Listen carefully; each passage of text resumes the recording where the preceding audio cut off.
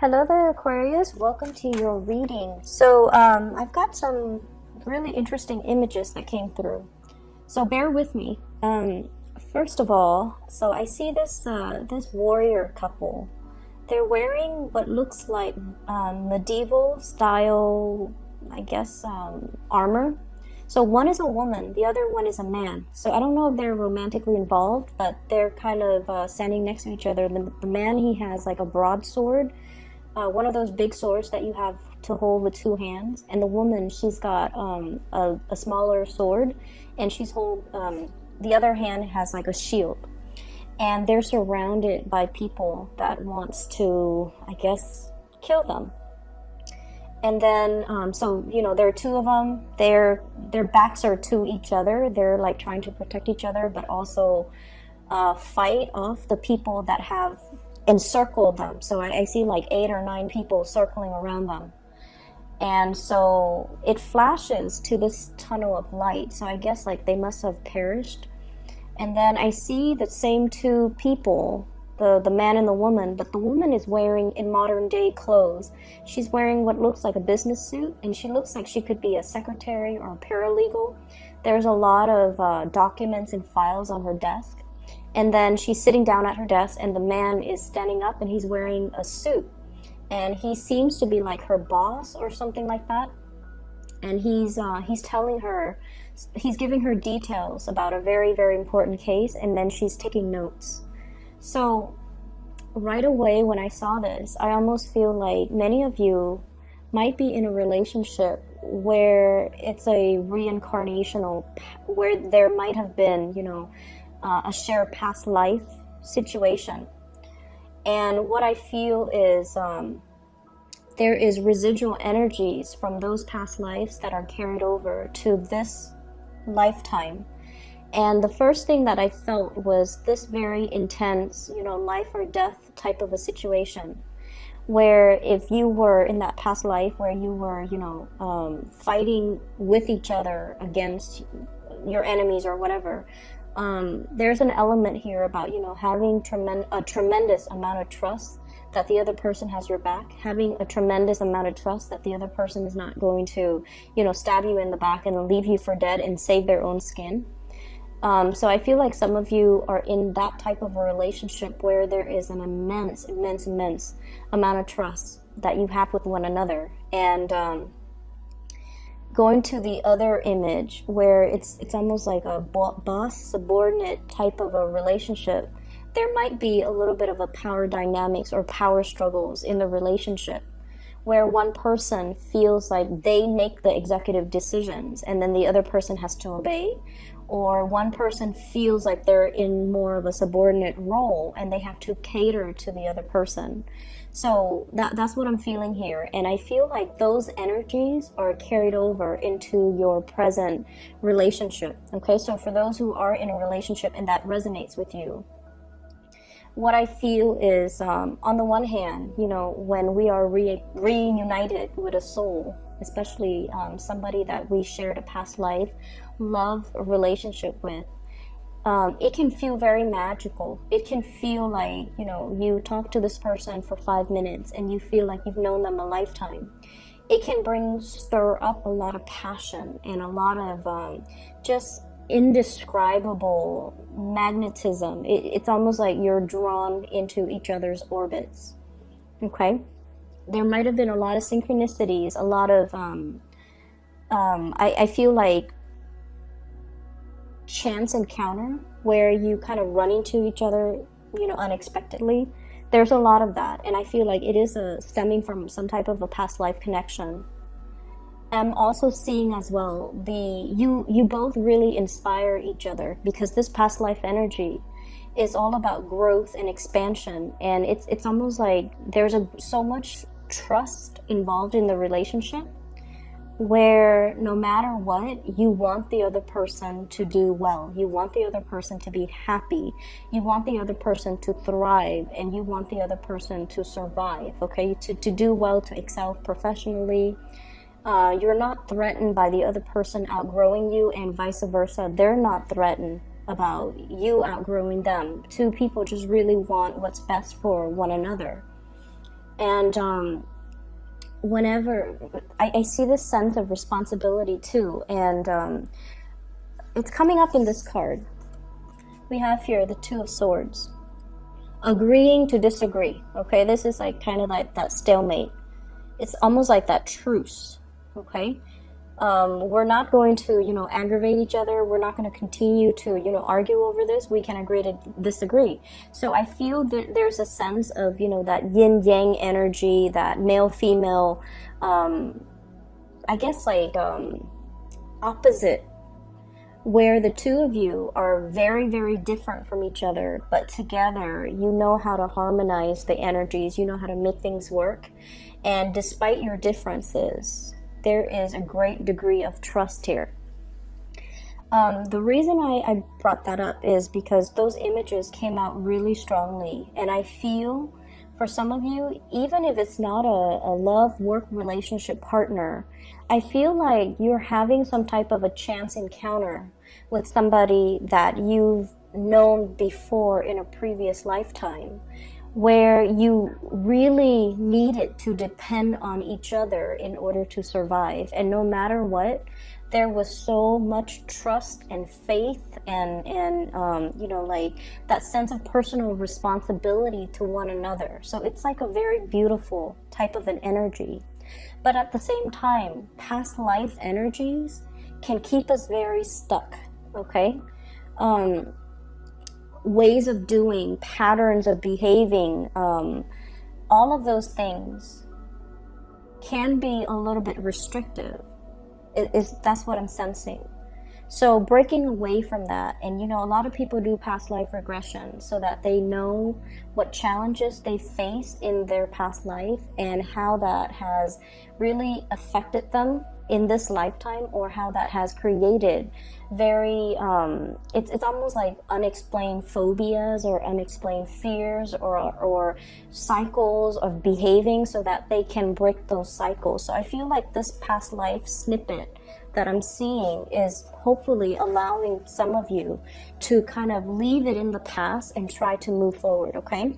And what's coming out very strongly for me is it's almost like, you know, if you are in that lifetime where you're fighting off like 8 other people, you're not in that survival mode, fight or flight mode anymore. And so you have to kind of be strategic about using the resources that are around you in order to make the situation a little bit more harmonious, okay? So that's what I'm getting. What's coming in for you, especially for, you know, this month? I have here the Princess of Wands, and this is in the traditional Rider-Waite deck. This is more like the Page of Wands. New passion, new energies, new drive and ambition, wanting to soar for the sun, wanting to show yourself as somebody who's capable and competent and, you know, able to get work done. So I see you coming into this month very enthusiastic to get a lot of work done, to kind of show yourself, show your skills, and to, you know, feel, it's almost like embracing things, embracing new opportunities, not shying away from a challenge, wanting to take on even more responsibility so that you can learn, so that you can grow, so that you can expand. So I feel like you're coming in very, very confident. For many of you, you're looking for work opportunities, mainly because you feel like your skills might not be properly utilized in one environment. So you're seeking more work, you're seeking more responsibilities, or even more duties to kind of showcase your talents. For others of you, you might take on a second job, or you might look elsewhere, mainly because I do feel there is an element here about lacking in financial resources. Okay, so you might have, you know, overspent, you might have overindulged, and this month you're finding yourself a little bit in the red, and you're just like, okay, where can I, you know, cut corners when it comes to my expenses, or where can I make more money so that I am able to make more? So I feel like you're very, very motivated to go to work, if anything, to increase your financial earnings, okay? I see many of you going through your bank accounts, going through your ledgers, itemizing everything, and then trying to figure out where you can skimp, where you can save up, where you can, cut corners when it comes to your expenses. So a little bit of fears when it comes to your finances, when it comes to moving money around from the savings account to the checking account and things like that. I see a lot of that coming in for this month, and I see you itemizing to figure out, if, for example, if you're contemplating a move, how much is that going to cost? How much is it going to cost for a new house, a new apartment, and especially to renovate or even to arrange, I'm seeing, and also like buy new furniture. So I feel like you're itemizing everything, you're putting things up for sale, you're cleaning and decluttering your environment. There's a little bit of stress coming through for this month. I feel like there's a lot of electronic communication coming back and forth. So I feel many of you are putting things up for sale, or you are doing something where you're selling things electronically and you have a lot of buyers. Okay, so like they're coming in and asking you, like possibly even reducing the price. Can you, rather than, so for example, if you're selling something for $50, they're like, can you give it to me for $40? So there's this constant back and forth.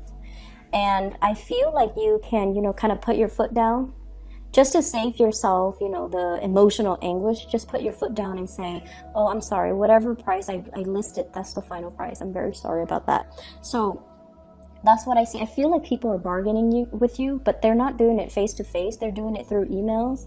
And it just seems like it's a drawn out process. So they would ask you a question, and it's not until the next day that you respond to them, and then the next day they respond to you. So it feels like it drags on for more than a week when you just want to get these items out of your space. That's what I'm feeling here. So I see a lot of cleaning up, decluttering, which is good. I feel like it's going to put much needed, resources back in your pocket. So traveling light, decluttering your environment, cleaning things up, I feel like it's going to be very fruitful, okay? What I also have as well, this is the 9 of Cups, okay? This is a card about emotional fulfillment, getting your wishes met. And when I saw this cup, you know how... I don't know how to describe this, but you know how some people, they arrange, like for New Year's, for example, or like at a wedding, they arrange all the champagne glasses almost in a pyramid, and then they pour the champagne from the top cup, and then it trickles down to all the other ones. That's what I'm feeling. And Aquarius, one of the habits that you have is in order for you to feel completely happy, you feel like everything has to be perfect. Everything, like it's almost like I can only be happy if all of my ducks are in a row. I can only be happy if all the areas of my life are perfectly balanced, okay? So work has to be perfect. I have to love my job. My relationship has to be perfect. On top of the work being perfect, I have to be with my soulmate. And then on top of work and my love life being perfect, I have to have groups of friends or, group associations that are really emotionally fulfilling. And then on top of that, family situation has to be perfect. So everything in your life you feel like has to be at its best in order for you to say, I'm happy. And I feel like there's a little bit of a fallacy when we look at things in that way. It makes us too perfectionistic. It's almost like putting a lot of unnecessary pressure on yourself to make sure that everything in your life is stable and perfect and just, everything is in its place, rather than really enjoying the imperfections, and rather than just enjoying the moments of happiness as they come in. So I see almost this obsessive need from your end, not only to control things, 4 of Pentacles, it's the Miser card, but also you're trying so hard to exact perfection in all areas of your life, and you're not giving yourself a break. You're trying so hard to be everything to everybody, and you're not giving yourself the time to just be you. You're measuring, I guess, like your ideals of happiness as being, you know, this total state of completion where everything is neat and orderly and perfect. And you're putting a lot of unnecessary pressure on yourself. I feel like many of you have become aware of this, and you're shifting to a place where you are more welcoming when it comes to, you know, the organized chaos. Like you're welcoming it, and you're okay with that. And so what I feel in terms of the spread overall when it comes to your advice is, this is a square, right? It is very, very stable. But at the same time, it's a little bit rigid. It's a little bit uninspiring. So they're trying to shift you away from this and to allow this change to happen in your life. Change that is a little bit more open-ended. Change that is also a little bit more like organic. Okay?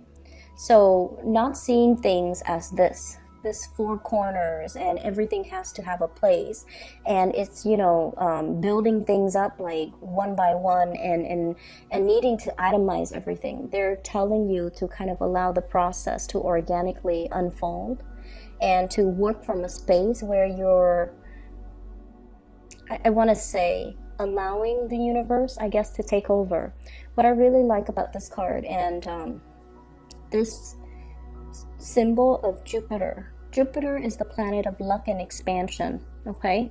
And so you're being helped along the way, and it's to kind of allow you to take a step back, not try to control everything, and just let things unfold in a timely manner, okay? In a timely manner that is divinely guided, okay?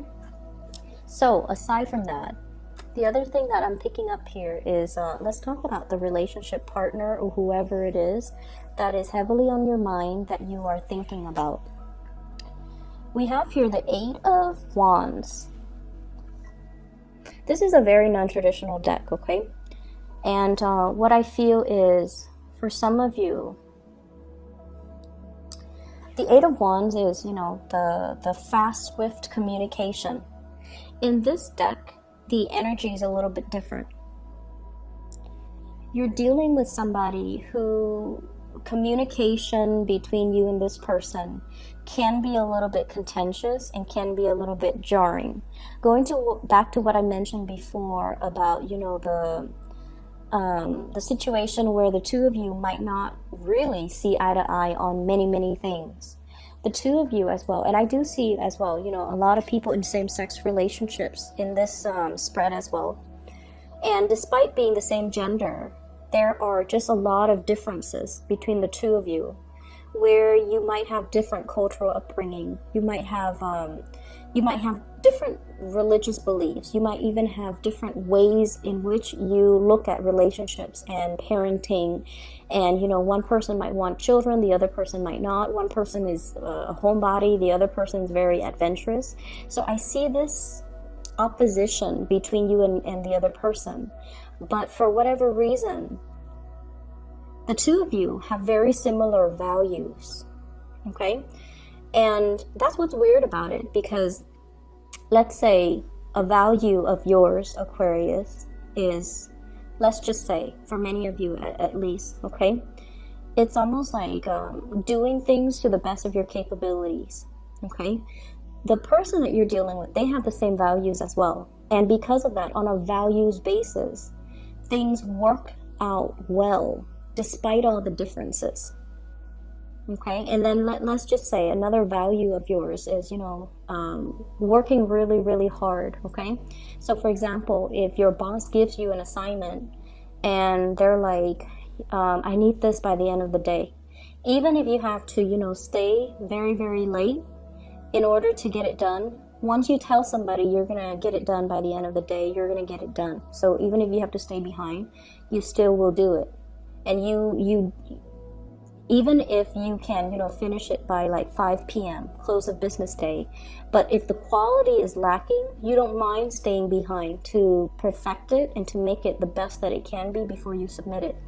And I feel like your partner has the same type of mentality. And when two people have the same types of values, it basically means that despite all the differences, despite all the ideological, clashes, despite the religious differences, despite the cultural differences, things can still work because you have the same values. And that's what I'm seeing here. I see for some of you, your happiness, and this is something you're very afraid of. I see for some of you, you feel like your happiness has to come at somebody else's expense. And I don't know why that is, okay? So it could be you want your partner to chip in and do a lot more than they're doing. But at the same time, you feel guilty about asking. It's almost like some of you are, once again, running yourself ragged, trying to be so perfect, trying to keep the house afloat, trying to keep your professional life moving, and trying to, keep the kids clean and fed and clothed and, put to bed. And then trying to balance out, making the time to see all of your friends. You're running yourself ragged, trying to keep everything afloat. And you want your partner to chip in. But you also understand that your partner as well, because of these values, your partners are also like you. They're trying to get things sorted out and moving along in their life. And you feel like, I really need you to step in and help me. But is it selfish for me to ask this of my partner? Of course it's not selfish for you to ask. But you feel that way. And so your happiness does not have to come at anybody's expense. I feel like that is a mentality or a false paradigm that you're taking on because you're so self-sufficient most of the time that you feel it shows weakness or it shows a lack of being able to be on top of things when you have to ask somebody for help. Okay, and I feel like it is within your right and it is something that you deserve. You have to be able to be open and honest with your partner, so it's okay to ask for help. And then this image about your happiness is coming at somebody else's expense. So I have here 9 of Swords and then 9 of Cups, trading one for the other. Some of you might be in a relationship with somebody who is already in another relationship. And if they were to leave that person in order to be with you, because like I said, there's some type of a past life energy here.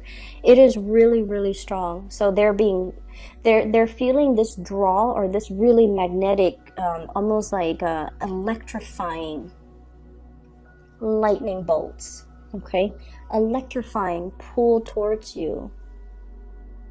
And you feel like my happiness is coming at somebody else's expense. They have to leave somebody in order to be with you.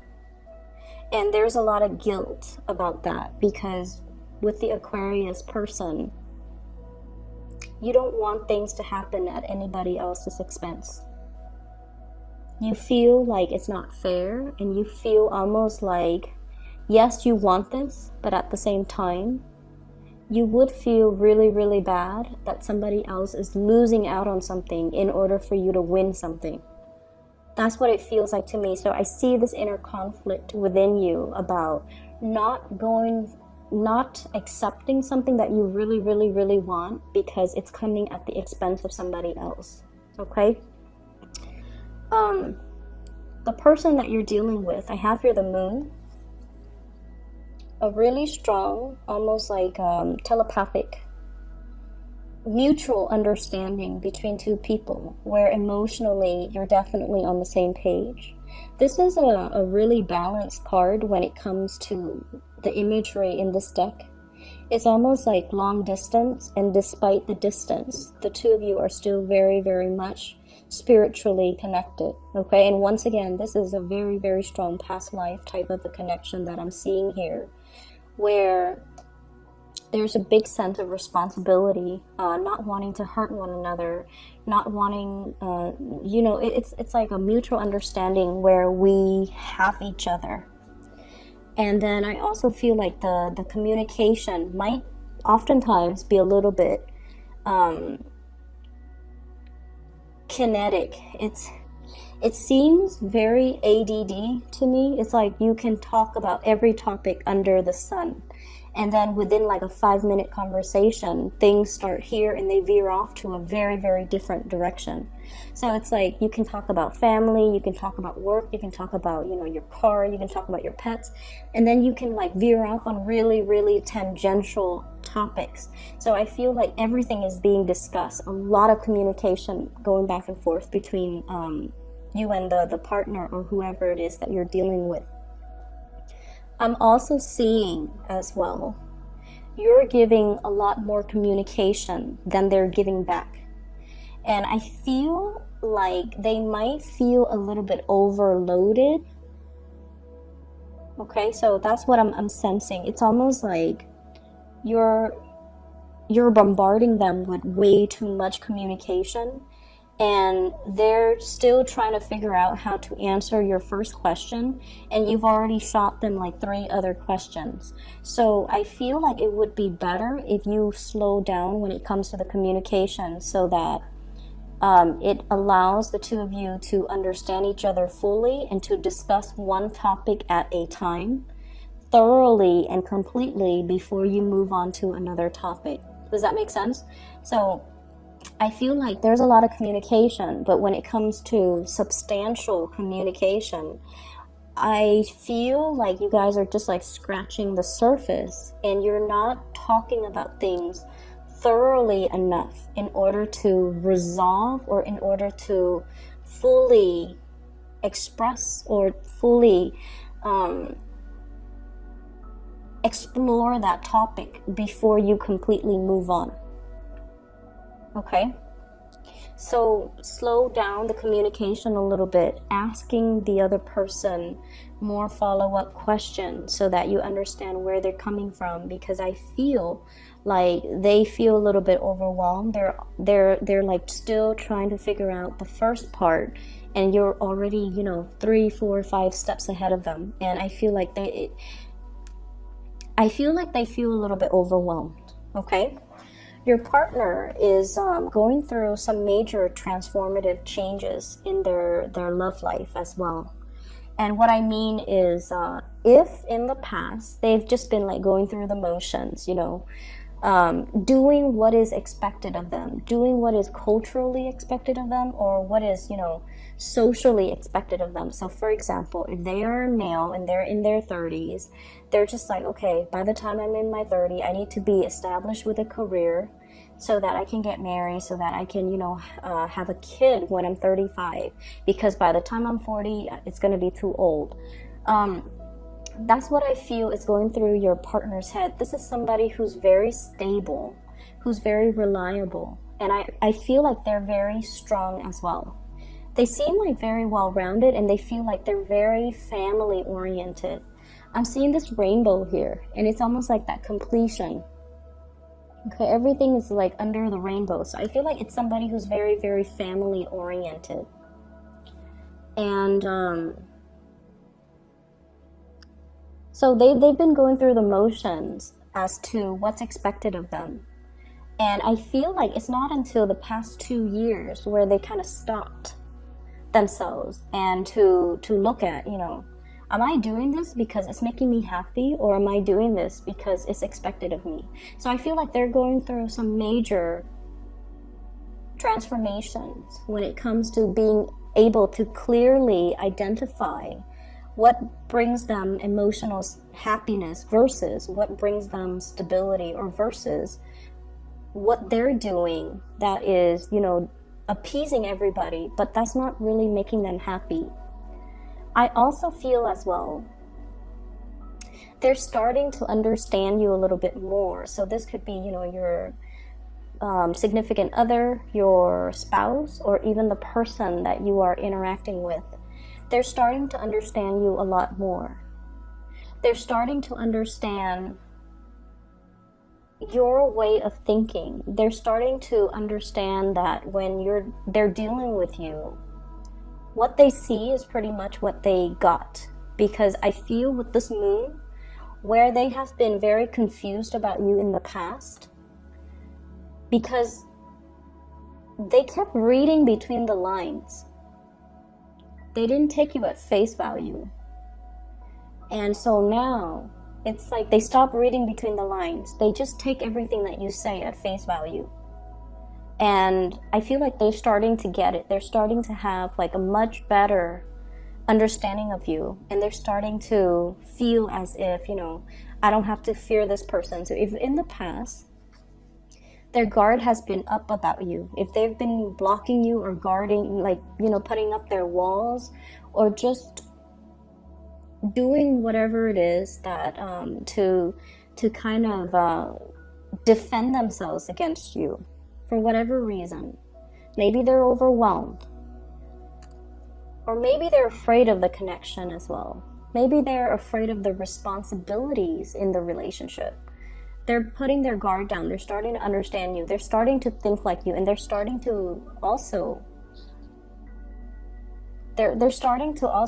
I feel like, you know, you're bringing in awareness, or you're bringing a lot of ideas or ways of doing that they are welcoming. So I see them kind of absorbing your energy a little bit, which I feel is really good, because once they start doing that, Aquarius people are really hard to understand, but I feel like you have a partner or somebody here that is starting to really understand you, and they're kind of absorbing your energy, and that will allow them to understand you a lot more. Okay? So that's what I'm feeling here. There's going to be a lot of communication. There are a lot of changes that are happening in their lives. And then I also feel like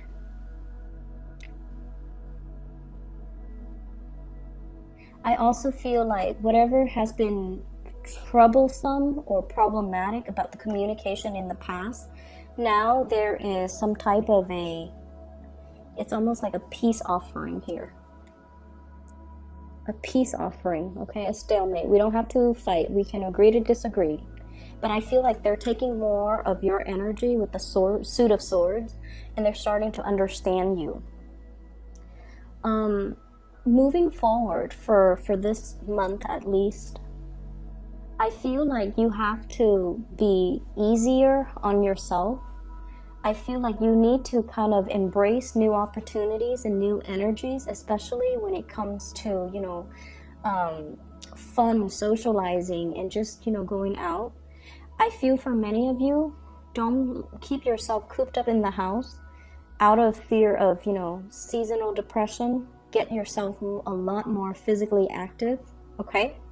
So I'm going to leave it at that, Aquarius. I hope the reading is helpful for you guys. I do wish you the best, okay? Take care. Oh, and one last thing. I am no longer giving private readings. So for those of you who are still emailing me, I guess you might not have heard the announcement last month, but I'm no longer doing private readings. So if you are interested in a private reading, I've put down a link in the description box for a psychic. Her name is Bridget. She is phenomenal. I highly recommend her. If you haven't already, please book an appointment with her. She is amazing.